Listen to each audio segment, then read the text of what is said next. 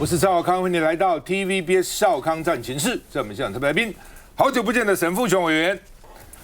高嘉瑜委员、黄伟汉先生、牛许婷委员、李永平前副市长、林珍宇议员啊。好，加拿大啊，加拿大离你家很近啦。华盛顿 DC 那个华盛顿州过去没多久加拿大嘛哈，对川普让步，其实也没让步。本来今天要开始实施对美国的高这个科技产品要征800亿美元的这所谓什么数位服务税啦，哦，所以美国高科技公司很多啊，所以你到加拿大我就征你的税，哦，那其实原来根本没这个税，他只是因为川普要征他这个税，征那个税，说好我7月1号开始要征这个税，那美国就跟他不谈了，所以你这样我就跟你还有什么好谈呢？那他今天说好吧，那我们这个税不要了，那美国说好我们再谈吧，你不觉得跟小孩子吵架一样吗？这税从头到尾没征过，以前也没这个税，哦，是吵架说你怎样，我说我就要征你的税，然后呢，美国说你征我税我就不谈了，然后现在说好吧我不征，好那我们再谈吧，啊，那叫做数位服务税，哦，所以呢让这个加拿大也不知道，这就不征了以后呢，就跟美国谈判，那川普说我赢了，白宫说他向川普屈服了，哦，川普反正什么事就要你向我屈服，哦，我赢了就好了啊，那另外呢，这个欧盟说。10%的关税愿意让步，哦，美国要跟他抽10%嘛，就是一般都最低抽10%了哈。但是呢，关键的行业，哦，什么制药业啦、酒类啦、半导体啦、商用飞机啦，这税不要抽哦，或是降一点，不要抽到10%。马克宏法国总统说呢，这种大国征收关税就是 blackmail 勒索，哦，不是贸易再平衡的手段哦，你靠大你就了不起，克谁哈？川普说呢，美国跟中国相处很融洽，哦，建立公平关系需要很多关税哦，将来需要很多的关税哈、哦。那这个叫什么融洽呢？哦，那另外呢，川普说日本被宠坏了，每年卖我们几百万辆车，都不买我们的车，我们只叫他买我们的米，他也不买，哦，所以呢，川普生气哦，然后呢。说你不要顽固哦，叫你买米就买米，叫你买这个就买这个，叫你买那个你都不买哦。那另外呢，川普说美国将发函，我不跟你谈了，我发一个信给你哦，亲爱的朋友哦，25%汽车关税，看你怎么办？我们看一下。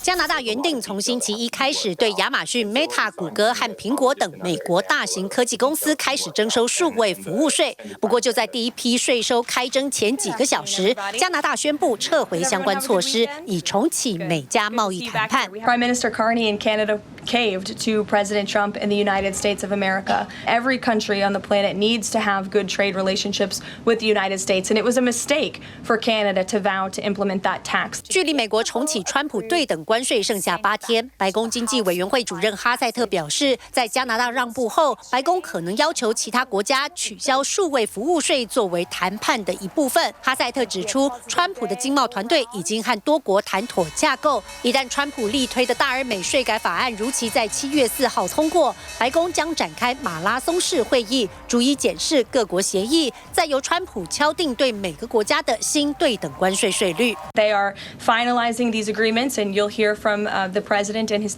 trade team very soon when it comes to India. 尽管包括台湾在内的美国主要贸易伙伴都积极和美国进行谈判，以避免被征收高额对等关税，但川普预计依据1962年贸易扩张法第232条，另外对特定产业加征国安关税，对各国的冲击可能更大。纽约时报报道，美国商务部对木材、铜及关键矿产的调查即将完成，药品和半导体及电子设备的调查最快在下个月完成。川普不断透过社群媒体向各国施压，扬言对难搞的国家直接终止谈判，寄发通知信，单方面设定关税。最新被点名的是日本。川普说日本有严重米荒，却拒绝进口美国大米，而他将直接给日本一封信。尽管川普对日本发出不再谈的威胁，但哈塞特表示美日谈判将继续。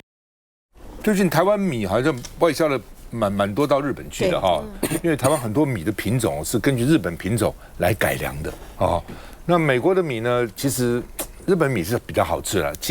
精耕哈，在那边做。美国那种大农字哈，老沈你怎么看？然后你跟他一起谈米的事情，你就上当了。其实你现在对照几个月前，川普有那个表，叫对等关税表，你现在去跟那个表相对，他现在到底手上掌握的最后的结果差多少？天差地别啊！你记得那个表是吃2个国家的豆腐，一个是孟加拉，一个是赖索托，人家只卖你一样东西，就是牛仔裤，还有廉价的成衣。那因为他只卖这个东西，结果他的顺差是占出口的80%-90%，所以好对折扣你49%的税。我请问大家，今天还有没有人在谈赖手头？没有意义的嘛。赖手头，你这个税一扣，它什么东西都没了。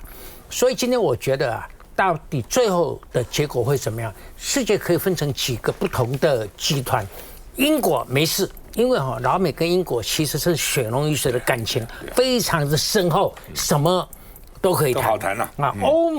欧盟其实你看，马斯克也有讲，他说我们跟欧盟的关系最好是大家都零关税，因为他跟欧盟做生意来、军事来、军事去都还在可以商讨的范围之内。美国跟加拿大、跟墨西哥、跟日本的关系不一样了，这3个然后底下的这个影响。个格局非常的严重，非常的重大，谈不拢的。我跟你讲，加拿大、墨西哥不容易让步的。你看那个石破嘛，开始的时候多厉害啊，跑了1、2趟美国啊，好像这个领导人还蛮不错的。现在卡在汽车就卡住了。其实这一次川普他最难过的，你看他当总统当得不亦乐乎他好像在做商人一样，每天就是在想关税，要看看什么谁欺负我，谁赚我钱赚的太多了，太离谱了，谁的那个汇率太低了，谁这个外汇存底涨得太快太凶了。这样想来想去，其实只有东北亚跟东南亚，只有东北亚。那东北亚中国不算的话，大概就是日本，它那个释小龙，还有释小龙的后代那这我觉得，尤其是东南亚。东南亚还不是这个当事国的问题啊，是我们台商还有日本还有中国去那边搞出来的，因为他们现在赚得正，忙得就爽快啊，你不要给他乱。我觉得川普的关税这把武器啊，伤东南亚伤得最凶，所以东南亚屈服也最愿意。像越南意思的是说，我等你谈啊的欢喜，等你甜蜜甜蜜蜜的，你现在要把我斩断，我什么都可以谈，我什么都可以屈服，零关税都可以。你要我下跪，我也下跪。拜托，我谈还袂饱嘞，你们起码谈我像台湾的一半，安我就甘愿。所以他就是愿意屈服，什么条件都可以谈，就是不要现在就结束我的蜜月都还不到1/4，你现在就不要我赚了。所以大概这样看起来川普如果在关税政策上能够占到一些金钱上的便宜的话，其实他的便宜都是占他自己所谓自由民主阵线自己的盟友啦。你的敌人，他们本来就没有赚你的钱，你有什么好靠回来？本来就没有什么外销给美国嘛。对了，那现在说台美关系协议快进了因为说4个国家。美国一定会找像老沈刚讲的，你赚我钱最多的要先谈嘛，对不对？像那个什么赖手头根本也无所谓了。另外就是说我讲什么你都会听的，对不对？这个先谈最好谈嘛，谈以后做一个样本给其他国家看。他为什么先跟英国谈？因为英国也都同意他嘛，所以10%，对不对？然后呢，汽车这个1年不要超过10万辆等等类似这样，然后飞机的引擎不可等等。所以呢，美国先跟英国就谈一个框架协议，谈好了。那现在说要跟越南这个台湾而且美国跟中国说谈的也不错那台湾到底怎样只剩下8天了，因为川普7月9号到期了，他已经延了3个月了嘛。本来大家认为他会再延，但你们每天骂他什么 taco 川普 always chickens out， 他火了，对不对？他再让怎么还得了呢？所以呢，好了，他说这10几个国家跟我谈，其他我就写信给他们了写信给完了还是可以谈的啦，好不好？只是先说好，我写信给你们，你们就25%关税、35%关税、50%关税。那我这个什么意思我们台湾对美国的平均名目税率大概是6%，现在是6%了。6%当然汽车可能比较高，有些比较低有些0%，有些1%、2%，有些10几%、20%。那平均来讲大概是6%。说我们可能会对美国降到1-2%，就是降啊！你只要让我卖到美国去，不要惩罚我哦，包括我的半导体什么就好了。所以呢，这个目前呢，对台湾是磕32%了，对日本24%，对韩国25%。台湾比日本、韩国高，日本、韩国现在都不满意，还在那边跟美国吵架哦，到现在为止还没谈下来哦。那当然，台湾比较注意的就是半导体到底怎么样哦。台湾是跟美国讲，你对我半导体课关税会断链哦，我成本会高哦，这个供应链会断哦，等等哦。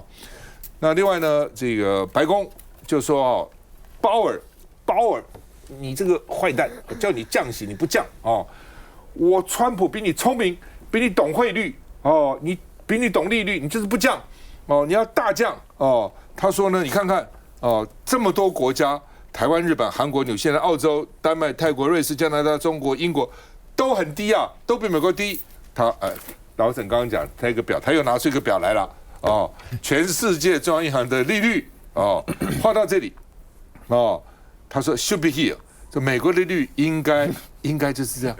应该这样 should be here， 看到没？那美国是多少呢？美国 United States of America 是4.5%，那这些2%以下，2%以下，那台湾刚好在2%，台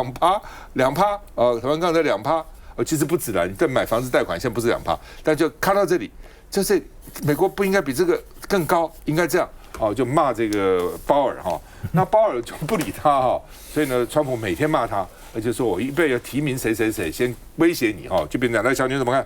现在大家都在关注，我们还是从台湾的角度来看这件事嘛。就是说台美关税谈判到底有没有具体的成果？因为目前我在新闻媒体露出看到的，只有说是有建设性的进展嘛。但是认真来讲，大家要关心这个的走向，应该是如果最后有谈出一点成果的话，到底要让利的或者是要降税的是哪一些产业链？因为本来我们过去所得知，也就是川普刚刚开始掀起这一波关税风暴的时候，还是32%的所谓的对等关税。那我们那时候在立法院质询的时候，经济部长讲，如果是32%的关税，影响产业大概5%，好，就5%的产业会受到冲击，大概有12.5万的就业人口受到冲击。那所以他们规划了若干的纾困措施，但是在宣称要谈判的时候，赖清德总统又抛出了所谓的对等关税，甚至零关税的这样一个谈判基础。换言之，这样的谈判如果真的有所进展、有所成果，会是另外一群人降税。另外一群人降税，其实冲击的就是另外一群产业。换言之，跟我们现在认知到的这些纾困要照顾的产业，会是完全不一样的两个群体。那如果真的谈判有进展，那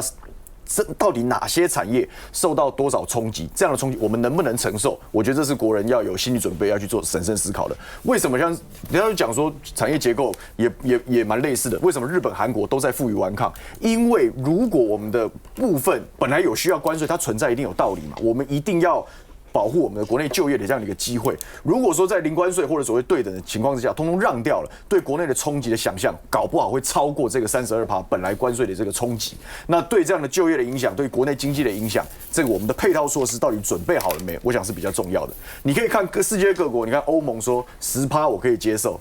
，10%是全世界都有的呢，按照美国的说法，但是10%我要豁免，其实它也是强硬的嘛，对不对？日本是强硬的，法国是强硬的，中国大陆、加拿大都是强硬，因为他们都知道嘛，川普就是个喜欢打嘴炮的人，所以我跟他谈的时候，我一定先喊高嘛，把我的筹码抓住，然后我再让几个给你面子，然后大家可以保留一个谈判的空间。当全世界各国的策略是这样的时候，我们无条件让利，或者是无条件谈出来的结果真的是好的吗？我们真的能够承受相关的冲击吗？大家要好好思考。另外就是台币了台币原来一直升，昨天呢这个央行突然这个进场干预让台币这个贬了7角多，然后呢今天又升了就贬一下，然后呢这个打你们一下，然后啪又升上来了就是已经升了12.3%了换句话你关税还没有加好，你自己就已经这个币值就升了嘛，币值不是不能升但是太快了。让那些厂商有点来不及了有点来不及。台湾的寿险也蛮多的，很多人都保寿险了，这个台币升值1块，寿险也赔1000多亿了所以很多寿险业现在叫苦连天。休息一下再回来。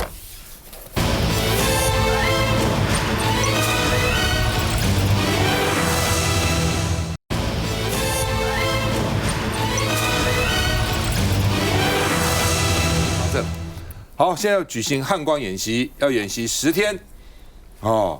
然后呢，想定老共是灰色地带的袭扰，灰色地带就不一定是前线，可能别的地方或是其他的网络啊，其他的这个领域要打持久战要给你熬久。台湾最不行的就是打持久战，这么小的地方你要打，什么叫持久？多久叫持久那另外呢，对不起，这个演习说有8个亮点第一次有灰色地带，快速反应然后呢，这个军民合作军民整合等等新式装备等等有8个了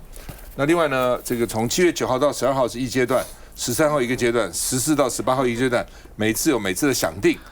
老共可能干嘛，我们要怎么因应它有一个想定的一个架构，不真的打起仗来跟你想定的完全不同不过反正主要演习嘛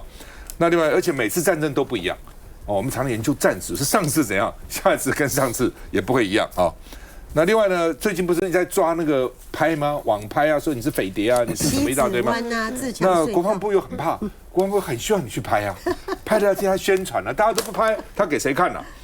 但是呢，现在就在抓到时候抓匪谍所以国防部就说没关系，只要公开场域就不处罚拍部队行动也没关系，公开的地方就没关系，还是来拍吧，还是来拍吧那另外呢，赖清德今天呢为为汉光演习加油，说呢国防不仅是军人的责任，国人要明白你不是旁观者，打仗人人有责，不是只有靠军人是不够的，大家一起来而且呢，国防预算的目标今年要达到 GDP 的3%以上的目标现在是2.46000多亿那另外呢，这点我是听不太懂。他今天跟汉光演习精神讲话，他说我们现在改变了军事训练的重点，不再只是打赢，还要做到3件事情：怎么样防卫成功？不是打了防卫，他打了我怎么办？第二个呢，要共同生存，各界民间物力跟民力一起生存军人打败了，你老百姓不要活了。第三个呢，如何让国家遭遇挑战后能够重建起来？我听最害怕，跟乌克兰模式。我就想到那个哈马斯，什么乌克兰然后呢伊朗重建要重建起来了所以已经不再只是在打仗训练，我当然要打赢嘛，制敌机先一定要打赢。我到时候什么能打不赢、打得赢不知道，但是我起码取法乎上，我的训练就是要打赢嘛。但是不再只是打赢了，还要搞这些事情。哎呦我的天哪！好吧，他今天晚上要讲国防今天第4讲国防，他很快2天一讲我想他想赶在那个大阪门之前，赶快把它讲完了。对啊，当然可以这个加添柴火今天要第4讲国防那独派的大咖就不爽了，蔡丁贵，所以你的文胆，这就是清君侧了。什么文胆？我告诉你，都是他自己啦，一定是他会先把文胆找来说，我要讲什么，一定要先交代一下嘛，写完我再看，或者大家再讨论一下，最后还是他自己定夺嘛，怎么可能文胆定夺呢？不可能的所以呢，骂文胆草包，只是说给赖清德留个面子，骂他的文胆而已了其实就是骂赖清德。我们看一下，汉光41号演习要开始了，我看你们又要开始忙了。现在在忙什么？在海马式多管火箭发射车前，总统赖清德换上迷彩服，与官兵围一圈聊天。在汉光41号前，亲自录制精神专教育影片，总统期许国军不只是得做好演练，更要深化军民防卫。国军的重点已经不再只是赢那么单纯，国防不是军人的责任而已，而是全民共同要承担。从7月9号开始，为期10天的汉光41号将纳入持久战想定与无剧本实兵演练，且会推展全民防卫。7月15号起3天里面，还将首度结合城镇韧性演习，并开设联合应变的管制中心，统一指挥。1号上午，国防部也举行记者会说明汉光演习程序。7月9号到11号，国军将进行常态危机处理，2至1级的加强戒备，应处灰色地带袭扰。12号则是备战部署，13号开始全面作战演练联合反登陆，14号演练滨海及滩岸战斗，15到16号则着重防御纵深，最后2天持久作战，强调营区外皆可自由摄影，即便是汉光演习，也盼在无涉机密的前提下提高建军率。来，维汉，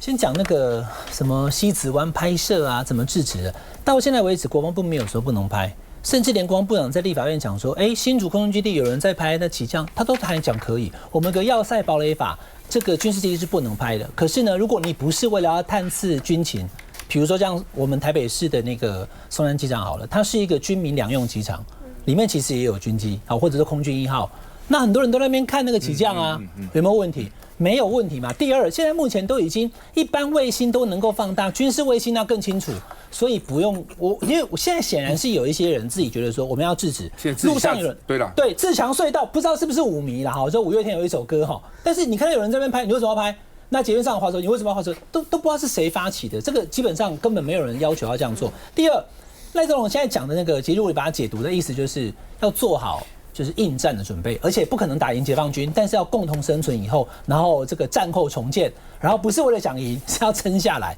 大概是这个意思。那今天晚上会有第4讲国防，你按照时间算了，因为今天礼拜2嘛，礼拜天一讲，礼拜2一讲，礼拜天一讲，礼拜2一讲，刚好就是到726罢免投票前把10讲全部讲完，就这么简单。今天第4讲嘛，那接下来还有3个礼拜6讲，加起来刚好就10讲。那今天讲国防，其实关注的点是哪里哈？